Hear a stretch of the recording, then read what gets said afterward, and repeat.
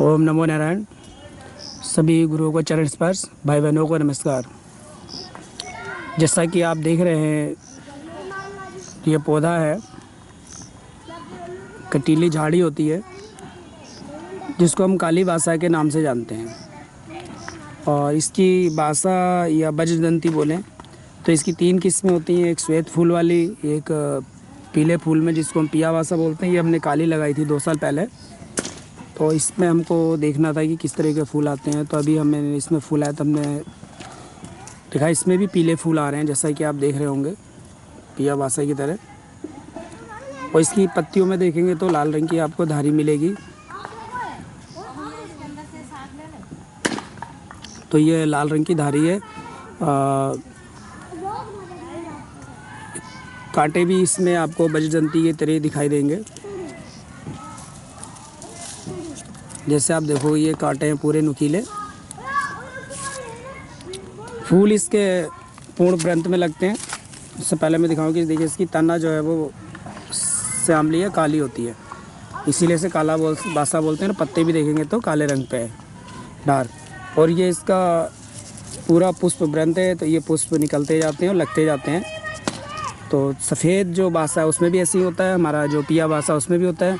तो ये मैंने आपको काला बासा, ये काफ़ी इतनी बड़ी बड़ी झाड़ होगी इसकी, आप देखेंगे तो।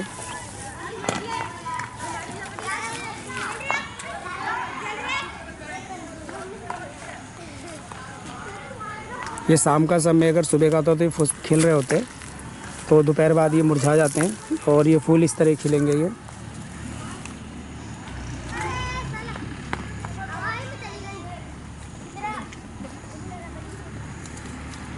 ये वैसे तो दुर्लभ ही है, क्योंकि ये ऐसे आम पाई नहीं जाती है। सफ़ेद बासा तो हमेशा सब जगह मिल जाती है, लेकिन काली बासा नहीं मिलती है। तो इसका हमें प्रयोग बता दें कि हमारे जो दमा या खांसी, जो पीनस रोग होते हैं जिसमें कफ जम जाता है दिमाग में और धीरे धीरे वो कचड़े के रूप में नाक से निकलता है और नाक में बहुत दर्द भी होता है, तो उसे हम पीनस बोलते हैं। जो सर्दी जुकामी शुरुआत होती है वो ख़राब हो जाता है, बिगड़ जाता है, कई सालों तक ठीक नहीं होता, तो पीनस में कन्वर्ट हो जाता है, तो उसे हम पीनस रोग के नाम से जानते हैं। इस तरीके से अस्थमा, दमा है, उसमें भी फेफड़े में कफ जम जाता है तो प्रॉब्लम होती है।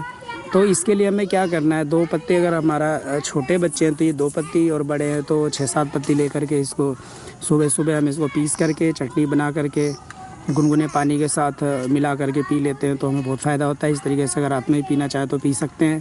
तो इससे जो हमारा कफ जमा हुआ है वो निकलता है, और जो सर्दी जुकाम है वो ठीक होती है। तो इसके पत्ते को हम गर्म करके चूस भी सकते हैं और इस तरीके से हम पीस करके भी ले सकते हैं। और ये वज्रदंती और दांतों के लिए भी हमारे लिए फ़ायदेमंद है जो बासा है। तो इसको दांतों में हम जैसे ऑयली बनाते हैं, जैसे कुल्ला करने के लिए तेल बनाते हैं, जब हम पिया बासा यूज करते हैं तो वहाँ पे हम काली बासा यूज कर सकते हैं, ये उससे भी गुणकारी है। और बासा जो ये है इसके लिए और भी फ़ायदेमंद है। घरों में लगाएंगे तो इसकी जो खुशबू है फैलेगी और जो इसकी सुगंध जाएगी, तो इससे हम लोग खांसी, दमा वगैरह नहीं होता है। तो कुछ लोग देखिए बासा अड़ूसा को बोल देते हैं, अड़ूसा अलग है और ये बासा अलग है।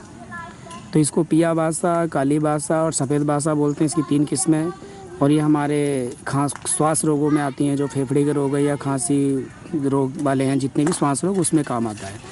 और जो हमारा अड़ूसा होता है उसको भी लोग बासा बोलते हैं। अड़ूसा हमारे दमा, अस्थमा में भी काम आता है, वो भी काम यही करता है। लेकिन इसको कुछ जगहों में जो पीला बासा होता है हम उसको वज्रदंती के नाम से बोलते हैं, और जो सफ़ेद होता है उसको वज्रदंती। तो ये वज्रदंती या बासा दोनों नामों से जाना जाता है। कुछ एरिया में इसे बासा कहा जाता है, कुछ जगहों पे इसे वज्रदंती कहा जाता है। तो ये मैंने जो वैज्ञानिक है हमारे यहाँ के, जो औषधि अनुसंधान केंद्र है, उनसे भी पता किया था, तो उन्होंने बोला इसे पिया बासा बासा बोलते हैं, लेकिन कहीं इसे साउथ में या उधर इसको वज्रदंती बोला जाता है। मैं हैदराबाद गया था, वहाँ भी इसको वज्रदंती बोला जाता है। तो इसको क्षेत्र के नाम से अलग अलग भाषाओं में बोला जाता है। तो ये खांसी, कफ में काम आता जाता है, साथ में दांत के जितने रोग हैं उसमें भी काम आता है। तो हम दोनों तरीके से प्रयोग कर सकते हैं, इसका दातून भी कर सकते हैं। तो इसको हम अपने घर में लगाए तो बहुत फ़ायदा होगा।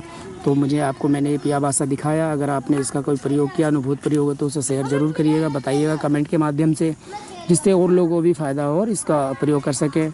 इसी के साथ ही आप लोगों का बहुत बहुत धन्यवाद।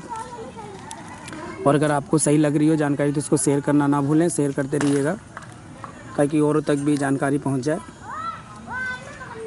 जय हिंद, जय भारत, जय आयुर्वेद।